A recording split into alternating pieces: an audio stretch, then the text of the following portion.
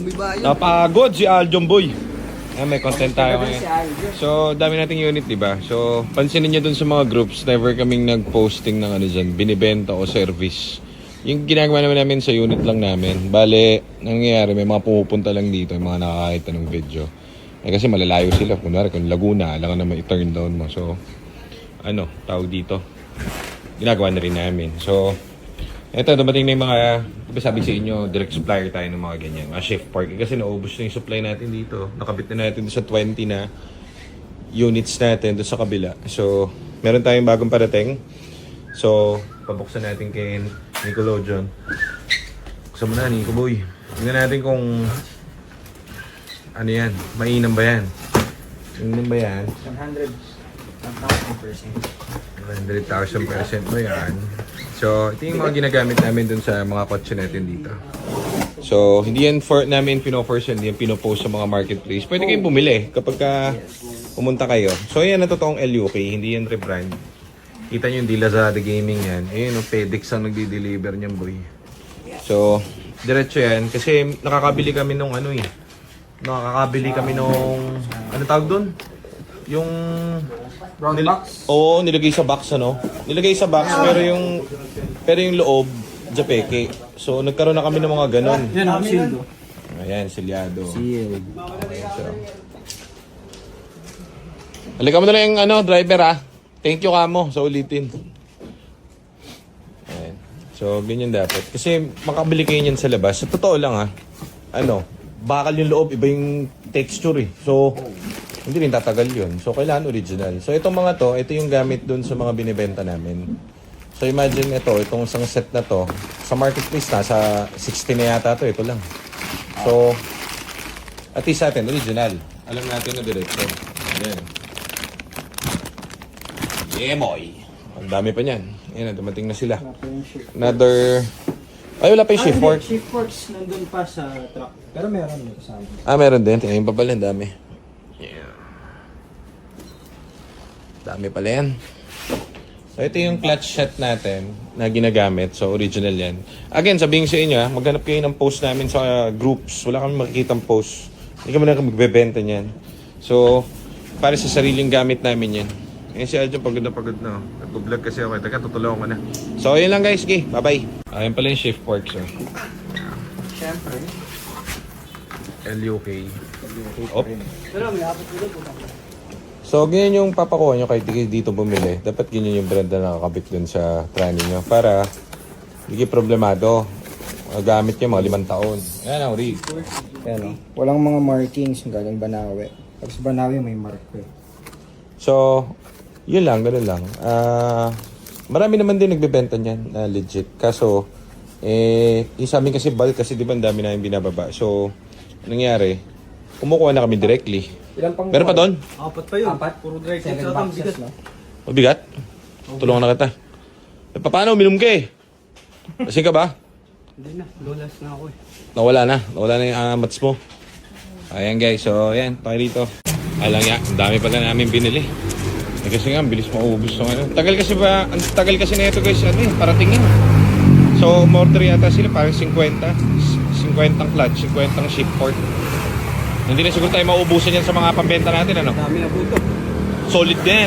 Puro radio okay, puro guys. O sige, ano gagawin ko? Hawakan ko lang to tapos bubati mo. Sige guys, magbubuhat muna kami Kawawa naman to. Sige. Kaya naman pala Yung mabigat ka na clutch. May ako pilay ako Niko. Ako sa puso Mabigat pag yung clutch. Ay sorry, ano ba yung Ayan guys, siguro magbibideo na lang ako para hindi na nila ako obligahin buhat. Tandaan na kasi ako Talagang kumbaga yung sabi nga ng doktor ko, huwag na ako naglalakad Sabi nila parang iho, pahinga ka na. Pinapainom na rin nila ako ng maintenance. Sabi sa akin ng doktor. Ayaw nila akong pinagpapawisan din. So ayan, tutulungan ko na lang sila mag-vlog. Yan. So, meron sa aming nambabash dun sa comment, sabi niya. Ano, chuchu. Siguro gumagawa ng, ano yun, ng Ford din. So, nagtataka ako dun. Ano kaya ibabash sa amin nito? Saka ka naman bash kapag nakita mo ba yan, yung mga binibili namin, saka pinapalitan namin. Nakita mo ba kami kahit isang beses nag-post dyan sa group or sa kung saan man na meron kami binibentang ganito ganyan? Wala. Alam mo kung bakit? Kasi, libre ang buy. Libre ang buy, oh. Sa mga units natin, dami, oh. Di ba? Libre yan kasi ang mangyari ito. Kaso ito kasi mga unit natin na to, tapos na. Yan, lahat yan, tapos na. Kaya nandito na yan kasi tapos na yan dun sa kabila. Ito, tapos na. Ito, tapos na. Lahat yan napalitan na yung shift, park, and clutch. Ngayon, kami dito, hindi naman dapat, pinapakita lang namin kasi syempre yan, binabayaran namin yung overhead niyan. Kumbaga, kaya pa? Binabayaran namin yung overhead niyan para ma-ensure na maganda yung laban nyo dun sa kotseng nabibili. Gets, ganun siya. So, ilang naman yan, hindi naman trabaho ng ano yan. Buy and sell nga may nakita ka bang buy and sell na sinakop namin lahat. Sinakop yung service, sinakop yung repair, sinakop yung pagbebenta. Pero ang mainly focus talaga magbenta ng sasakyan. Pero paano mo gagawin yung magbenta ka ng magandang sasakyan kung may problem naman yung sasakyan? Kasi nga second hand. So bibigyan mo ng magandang laban. So ito yung nakita namin na nagiging problem ng mga bumibili ng Ford. Ito yung sinolusyonan namin. So ganun siya. Hindi yan tipong bibili ka rito tapos papagawa mo sa amin. Hindi. Binibili po yan dito every unit. Tapos na. Kumbaga na na heavy PMS na siya. So yan. Di naman siya actually sira yung mga ganyan. Ano lang yan. Parang preno nga. Yung logic. Preno. Napupudpod. Tapos bebenta ng second hand. Diba? Bibilin sa market. Pagkabili, pudpud na. So papalitan nyo dapat. So ito yun. Kailangan ba nila doon? Kami. Puno na, di ba? Tapos na yung mga ship park natin doon sa kabila. Ilan yung 20 piraso? Oh, ito nakapalit guys. So tingnan mo, meron pa tayo ditong room para sa mga parts. Pakita ko sa inyo. Ayan, kita mo. Oh, hindi naman namin binibenta yan. Wala kami nakapost wala kami binibentang langis. Pero lahat yan para doon sa ano natin, sa mga binibenta natin unit. Oh, dito yung mga drive belts natin. Ayan, oh. Drive belts. Ayan tayong mga, ang tawag dito? Timing belt, drive belts. Oxygen sensor. Oh, kompleto. Cabin filter. Okay, mga ito, ubos na, low stocks yung langis natin. So, replenish lang kami na replenish. Ito, hindi binibenta to.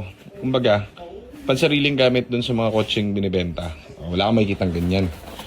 Motocraft. Puro kompleto na nga yun eh. Para makakabuo na kami ng ano rito eh. Para na kaming ano rito, kasa ng Ford. Ayun muna. Sige. Masakit ba ulo mo? Masakit ulo mo? Uminom ka kagabi eh. Hindi ako uminom. Uminom pa kagabi. Kami, all goods kami nito, no? Ang kapatuyo ng pawis mo, tulok. Baka mamaya. Mamaya, ano ka na naman? Nagdating ka na naman. So, ayan guys, dami. O, tandaan nyo. Ang trabaho lang talaga ng buy and sell, magbenta. So, binibigyan lang namin ng magandang laban yung bumibili. Okay? So, kahit naman saan ka bumili, swertihan talaga yan pag bibili kayo ng second hand. Kasi syempre, hindi nyo naman alam kung ano yung nasa loob niya. Kunwari, biglang masirato. Oh, hindi kami magagaling sa mga ganyan aesthetic. Pero yung major part, yung tranny, pati engine, all good yan, boy. Okay, so, tara, magliligpit na kami. Nako, malaki na naman ang overhead natin. Kano to, Nico? Clutch, support. Mga half million yan. $500,000. Kakabit lang natin. Oh.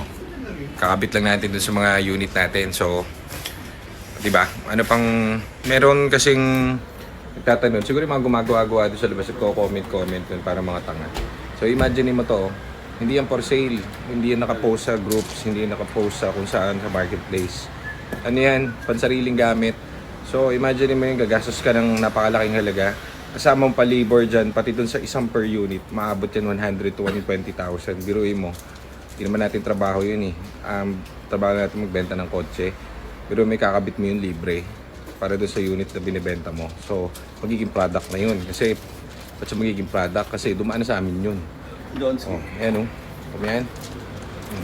Kaya, nonsense na yun. Kapag ka meron kang kunwaring query mo tawag dito. Sino ba yun? Yung si Raul yung nag-message sa atin sa timing belt daw. Timing belt, yung timing belt dito parang candy. Ayun, ang dami oh. Puro legit parts oh. Kumbaga nagpalit ka nga ng 120,000 na buong trani eh. Dudugasin mo pa yung 1.5, halagang 2.5. Panchupipay yun eh. Pang ano yun eh. Pang cheap yun eh. Di ba? Gastos ka ng ganyang kalaki, ibig sabihin wala kang ikakabit dun sa kotse na titipirin mo. Kasi ginastos ka na nga ng 120,000. Titipirin pa yung mga timing belt, yung mga ganun, mga langis. Pang ano yun eh, pang puro yun eh.